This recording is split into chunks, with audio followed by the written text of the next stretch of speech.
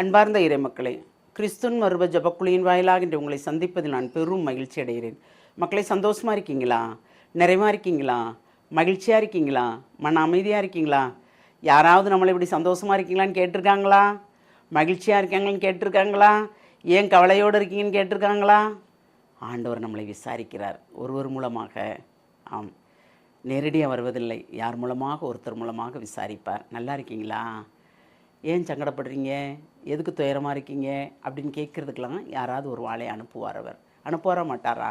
ஆம், தன்னுடைய துன்ப துயரங்களை ஒருத்தரிடம் பகிர்ந்து கொள்ளவும் ஒரு ஆளை அனுப்புவாரா மாட்டாரா?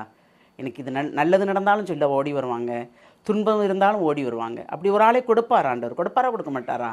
ஆம், நம்ம துன்பத்தை பகிர்ந்து கொள்ள வேண்டும், நாம் நன்மை பெற்றதை பகிர்ந்து கொள்ள வேண்டும் என்று நினைக்கின்ற ஒவ்வொரு ஆன்மாவும் கண்டிப்பாக இறைவனை சார்ந்ததாகவே இருக்கும். நன்மை பெற்றுக்கொள்ளும்போது மட்டும் இல்லாமல் எல்லா நிலையிலும் அவரை சார்ந்திருக்கும்போது நமக்கு எல்லாமே நிறைவாக கிடைக்கும். இன்று அவர் நமக்கு என்ன இறைவார்த்தை தருகிறார் பார்ப்போமா? திருப்பாடல் 46 இறை வார்த்தை 4-7 முடிய. 6:1 உண்டு. அதன் கால்வாய்கள் உன்னதரான கடவுளின் திரு உறைவிடமான நகருக்கு பேரின்பம் அளிக்கின்றது. அந்நகரின் நடுவே கடவுள் இருக்கின்றார், அது ஒருபோதும் நிலை குலையாது.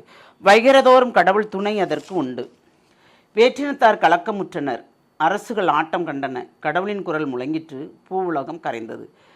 படைகளின் ஆண்டவர் நம்மோடு இருக்கிறார், யாக்கோப்பின் கடவுளே நமக்கு அரண். பிரேஸ் த லார்ட். படைகளின் ஆண்டவர் நம்மோடு இருக்கின்றார், யாக்கோப்பின் கடவுளே நமக்கு அரண். ஏனென்றால் கடவுள் நம்மோடு இருக்கும்போது கண்டிப்பாக ஒரு நிறைவான ஆசீர் உண்டு. வேற்றினத்தார் கலக்கமுட்டனர், அரசுகள் ஆட்டம் கண்டன. கடவுளின் குரல் முழங்கிற்று, பூவுலகம் கரைந்தது. ஆள்றவங்களும் அரசாளுகளும் அதிகாரிகளும் எல்லாருமே கடவுள் திட்டப்படி தான் எல்லாம் நடக்கிறது இல்லையா? அப்போ கடவுள் யாரை கொண்டு என்ன செய்ய வேண்டும் என்பது ஒரு திட்டமிட்டு அனைத்தையும் செய்கிறார். மக்களுக்கு நிறைவான ஆசிரியரை கொடுக்கின்ற ஆட்சியாளர்களும் அவர்தான் கொடுக்கின்றார், நிறைவில்லாததை செய்கின்ற ஆட்சியாளரையும் அவர்தான் கொடுக்கின்றார். ஏனென்றால் ஒவ்வொருவருடைய கணக்கும் இறைவனிடம் கரத்தில் இருக்கிறது. என்னுடைய கணக்கும் உங்களுடைய கணக்கும் அவர் கரத்தில் தானே இருக்கிறது. பூவுலகை படைத்தவரே அவர்தானே. அவர் நம்மளோடு இருக்கும்போது எல்லாற்றையும் உற்று நோக்கிறார் அல்லவா? நம்மளை மட்டுமில்லை, உலகத்தையே உற்று நோக்குகிறார். ஏனென்றால் படைகளின் ஆண்டவர் நம்மோடு இருக்கிறார், யாக்கோப்புக்குள்ள கடவுள் நம்மளோடு இருக்கிறார் இல்லையா? ஆறுகளும் உண்டு, அதன் கால்வாய்களும் உண்டு. ஆனால் உன்னதரின் கடவுளின் திருவுறைவிடமான நகருக்கு பேரின்பம் அளிக்கின்றது. ஏனென்றால் அந்நகரின் நடுவில் கடவுள் இருக்கின்றார், அது ஒருபோதும் நிலைகுலையாது. வைகரைதோறும் கடவுள் துணை அதற்கு உண்டு. நாம் என்னதான் துன்ப துயரங்கள் பட்டாலும் கடவுள் நம்மளோடு இருந்தால் நமக்கு ஒரு துன்பமும் வராது இல்லை. என்னென்ன கடவுள் நம்மளோடு இருக்கிறார், நம் நடுவில் இருக்கிறார், நம்மளை பார்த்து பிறர் ஆச்சரியப்படி இருக்கிறார். படுறாங்களா இல்லையா?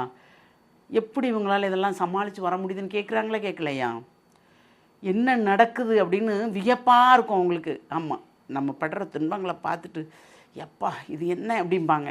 ஆனால் சில பேர் சொல்ல மாட்டாங்க, சொல்லாமலே ஆண்டவரே இந்த பாடு தேவையா அப்படின்னு கேட்பாங்க. ஆனாலும் நாம் எவ்வளவு துன்பங்கள் துயரங்கள் வேதனைகள் பட்டாலும் ஆண்டவர் நம்மளோடு கூட இருந்து நம்மளை வழிநடத்துகிறார் என்பதை மட்டும் நாம் மறக்கவே கூடாது. அவர் இல்லை என்றால் நாம் இல்லை. என்ன வரட்டுமே, எவ்வளோ புயல் வரட்டுமே, துன்பங்கள் வரட்டுமே, அந்த துன்பத்துக்கு நடுவிலும் ஆண்டவர் நம்மளோடு இருக்கிறார். எல்லாரையும் ஆட்டம் காண வைப்பது இறைவன் ஒருவர் மட்டும்தான், அவரால் மட்டும்தான் முடியுங்க. நாம் மனிதரை நம்பினோம் என்றால் நாம் வீணர்கள். ஆம், இன்று மனிதரை போற்றுகிறோம், புகழ்கிறோமா இல்லையா? ஆகா ஓகோன்னு சொல்கிறோம். ஆனால் இறைவனை போற்றுவதற்கு நேரம் நமக்கு கிடைக்கவில்லை. அதான உண்மைங்க. இறைவனை போற்றுபவர்கள் இருந்தால் அவர்கள் தான் பேர் பெற்றவர்கள். எப்பொழுதும் என் நாவில் உம்முடைய நாமம் ஒலித்து கொண்டிருக்கும் என்று சொல்பவர்கள் பேர் பெற்றவர்கள். பிரேஸ் த லார்ட். ஏனென்றால் அவருடைய நாமத்தை நம் நாவில் வைத்து நம்மளை பேச அழைத்தாரே, அதற்கு நன்றி. ஒவ்வொரு நொடிப்பொழுதும் நம்மோடு கூட இருந்து இணைந்து வழிநடத்துகிறாரே, அதற்கு நன்றி. எனக்கு என்ன தேவை என்பதை, எனக்கும் உங்களுக்கும் என்ன தேவை என்பதை அறிந்தறிந்து செய்கிறாரே, அதற்கு நன்றி. இன்று எனக்கு என்ன தேவை? 10 ரூபா தான் தேவை. வெறும் 10 ரூபா தான் ஆண்டவரே தேவை. அந்த 10 ரூபாய் தர அவர் வல்லவரா இல்லையா? வல்லவர், கண்டிப்பாக வல்லவர். அப்போது நமக்கு என்ன தேவை என்பதை அறிந்து உடனுக்குடன் செய்கிற தேவன் நம்மளோடு இருக்கும்போது நமக்கு என்னங்க கவலை சொல்லுங்கள்? என்ன வந்தால் என்ன? நம்மளையே தூக்கி போட்டு மாற்றி புரட்டி எடுத்தால் என்ன? என்னோடு இறைவன் இருக்கிறார், என்னை ஒருபோதும் கீழே விழவிட மாட்டார், எல்லாருக்கும் முன்பு என்னை தலை நிமிர்த்தி வைப்பார். இத்துன்பம் நம் பாவத்தினால் வந்ததென்றால் அதிலிருந்து நாம் வெளியே வருவோம். இல்லை, நாம் இறைவனுக்கு உகந்த வாழ்க்கை வாழ்கிறோம் என்றால் இத்துன்பத்தை ஏற்றுக்கொள்வோம். எந்நிலையில் இருந்தாலும் இறைவனை விட்டு பிரியாத வரம் கேட்போமா? எல்லாம் வல்லவரே, உம்முடைய கிருபையும் உம்முடைய ஆசீர்வாதமும் எங்களோடு இருப்பதால் ஆண்டவரே நாங்கள் எழுந்து நிற்கிறோம். நீர் இல்லையின்றி நாங்கள் இல்லை ஆண்டவரே. எல்லாம் இறை செயல் என்று நாங்கள் எண்ணும் பொழுது எங்களுக்குள் ஒரு மன அமைதியும் ஆறுதலும் கிடைக்கிறது ஆண்டவரே. அந்த ஆறுதலை தந்தவர் நீர்தான் ஆண்டவரே. அந்த ஆறுதலும் அந்த ஆற்றலாலும் எங்களை வழிநடத்துகிறீரே, அதற்கு நன்றி ஆண்டவரே. உம்மை எண்ணிலை நினைக்கின்ற ஒவ்வொரு மக்களையும் நீர் கரந்தூக்கி கைபிடித்து நீர் கரந்தூக்கி விடுகிறீரே, அதற்கு நன்றி ஆண்டவரே.